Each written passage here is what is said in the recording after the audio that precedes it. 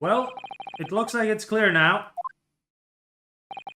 Clear who our real enemy is.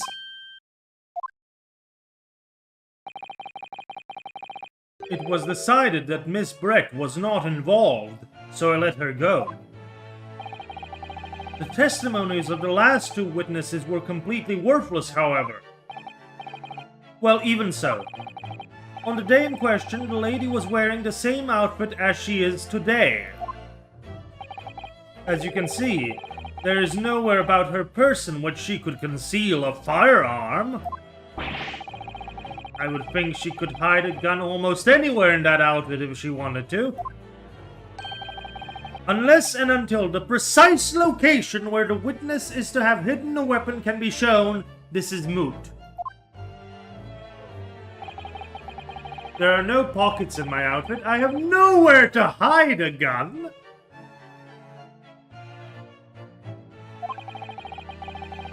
Those are the witness's own words on the matter. Ah, that's ridiculous. If only I was allowed to lift up her dress, I could prove... Yunosuke! No! No!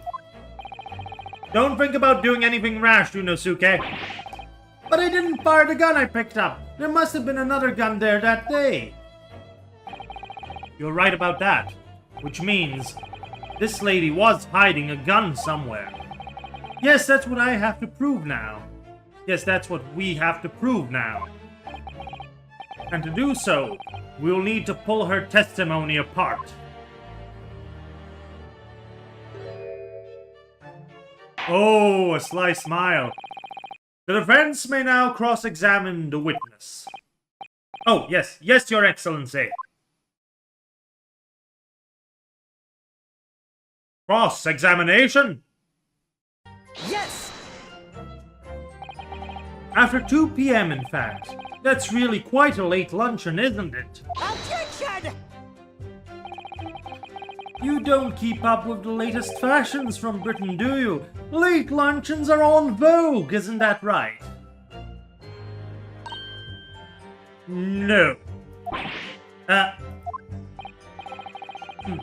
decisive English no has quite a sting to it.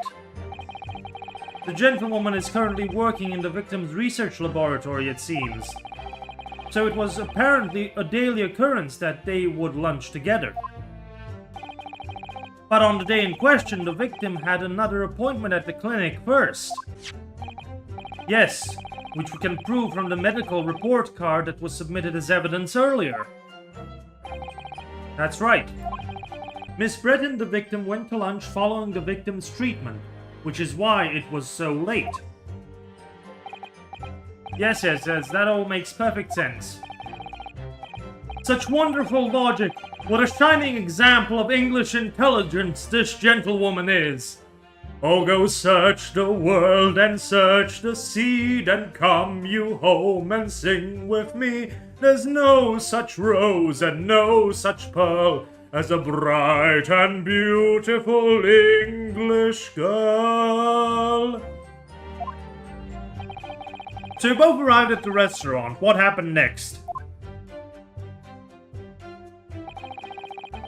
Professor was unable to eat. Yes! He was unable to eat, you say? And that was because he just had a tooth removed at Hora Clinic, correct? That's right. You're supposed to actually check with the witness before answering. Was Miss Britt aware of that fact? It seems so, yes. She'd heard that the professor was to have some dental treatment. So that would mean that it was you at the stake pictured here. Is that right, Miss Brett? That's right, yes. The print you have there shows the table exactly as it was left after the horrifying events. Exactly as it was left. Dear me, what a harrowing experience. To have traveled to a distant island so far side of the world and be embroiled in such a tragic incident. Have no fear, my dear lady. I swear I will crush the evil fiend that has subjected you to this terrible plight. So the victim, Dr. Wilson, had nothing to eat or drink at all. That's right, other than some carbonated water. Just water? Yes, the professor was unable to eat, but he had been given permission to drink water. So it appears that the diners toasted their lunch with a glass of water each. They each raised a glass of carbonated water. What do you think, Ryunosuke, about the witness's last statement? It's very meaningful.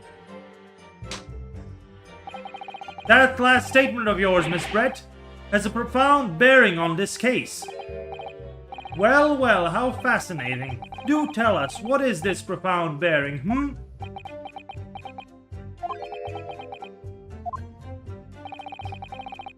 The significance of the statement will become apparent when the time is right. The defense calls for the witness's last statement to be formally added to the testimony. Well sidestepped, counsel. Very well, Miss Brett. Kindly repeat what you said to be added to your official testimony. Gladly, she said. That was brilliant, Kazuma. I'm going to remember that one. Which one? The significance will become apparent when the time is right. I could really use that phrase.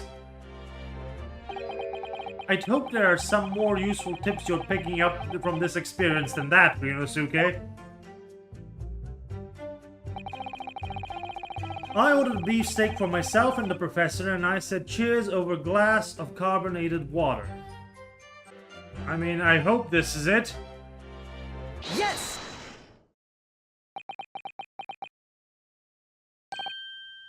That's it! Let me just confirm something, please. It's to do with this photographic print. Just a short while ago, you spoke of this print showing the victim's table at the crime scene. That it was exactly as it was left.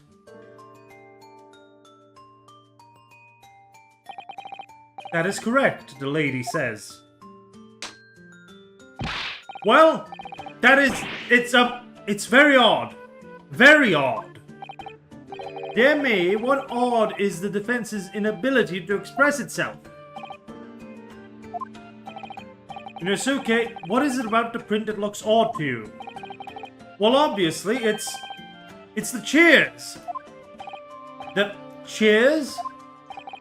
Miss Brett just told us that she and the professor said cheers over a glass of water. But if that's true, there should be 2 glasses on the table, not 1. Ah! You're quite right, counsel. There's only 1 glass pictured here. Objection! Are we supposed to be impressed by this nitpicking over minutiae? What possible difference does the presence or absence of a glass make on the case? Objection! Minutiae, you say? Could it be that the detective had here removed a glass from the table to conceal the lady's presence? Of course not. I would never do something so reckless. But there should have been 2 glasses on the table. Or are you going to try to tell me that you can clink with only 1? You're quite right. I certainly took 2 glasses to the table.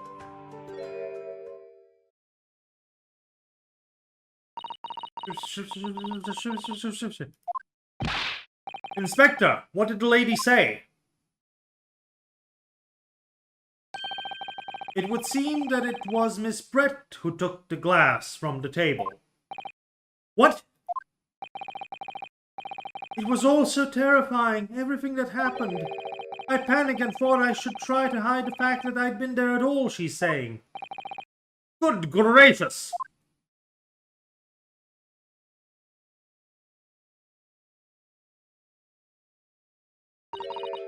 Sorry. There, as I assured the court before, this is of no consequence at all. Oh, please. We must remember that this student had just murdered this lady's luncheon companion before her very eyes. Who could possibly blame her for concealing a glass or two in her state of disarray? That's absurd. Oh, really?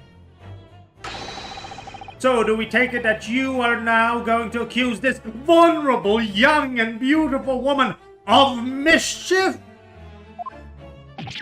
What? No, this can't be put down to mischief. I'd like to know exactly how the lady took the glass from the scene.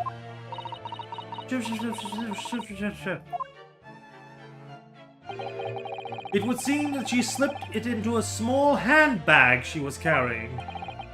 A handbag, you say? Yes, Your Excellency. A small handheld pouch commonly carried by well-to-do women in England.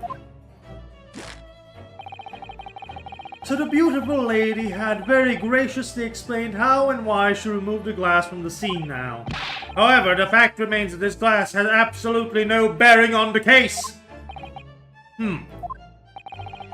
This student has been trying to confuse the court with logical reasoning, but in the end, it comes to nothing.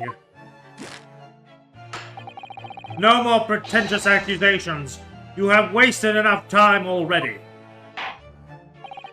Indeed, the lady has offered a satisfactory explanation as to why she removed this glass.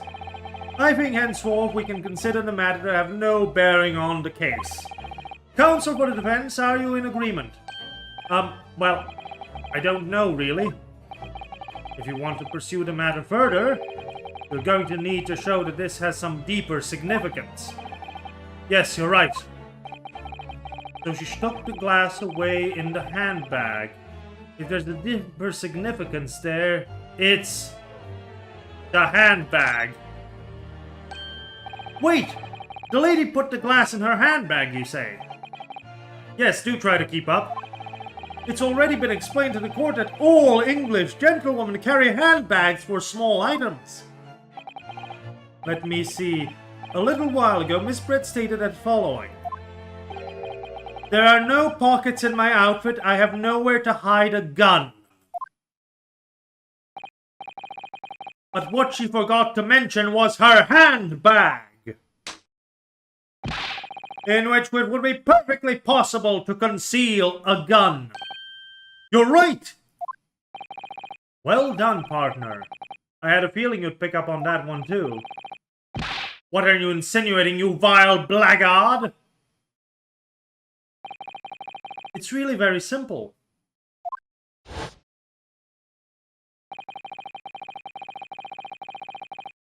The gunshot was heard when the defendant picked up the gun from the restaurant floor.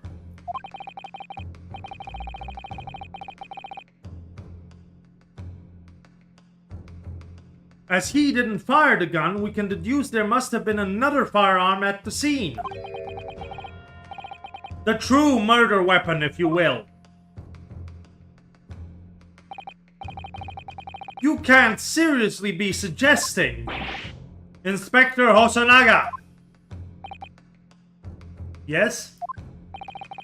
Did you or did you not search Miss Giselle Brett's handbag on the day of the murder? No, sir, I did not. As I thought. In other words, another gun, the one that was actually used to kill the professor, could have been hidden in Miss Brett's handbag.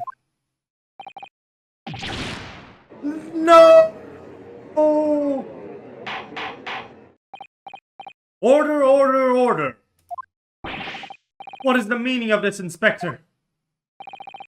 The meaning of what, Prosecutor Ouchie? Why on earth did you not have the lady open her handbag and show you the contents at the time? Thanks to your bungling incompetence, now she has to endure these uncomfortable accusations. Brilliant work, partner. Now we have a chance to expose the real woman behind the mask. You think so, Kazuma?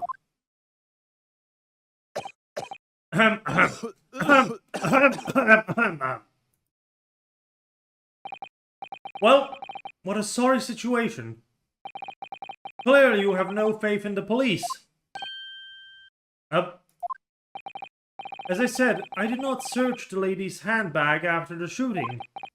Simply because it was unnecessary. Unnecessary in what way? I ought to thank the student lawyer, really. I have a piece of evidence here that I had completely forgotten about. This photographic print. This print is of a photograph that I thought would be prudent to take immediately after the shooting. As you can see, it clearly shows Miss Brett's handbag. Well, I never. You can see right through what's inside. That's right. Apparently, meshwork bags like these are the height of fashion in London at the moment. So the contents are clearly visible. Exactly. So there was no need to search the lady's handbag. If there had been a gun inside, it would have been immediately obvious. Ah! As you can see, there's nothing to imply Miss Brett's guilt here.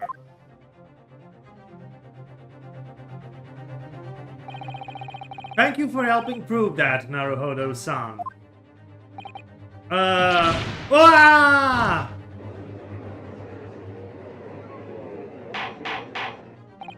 Order. Inspector Hosonaga, you'll submit the print as evidence at once. Certainly, Your Excellency. The photograph on the handbag has been entered into court record.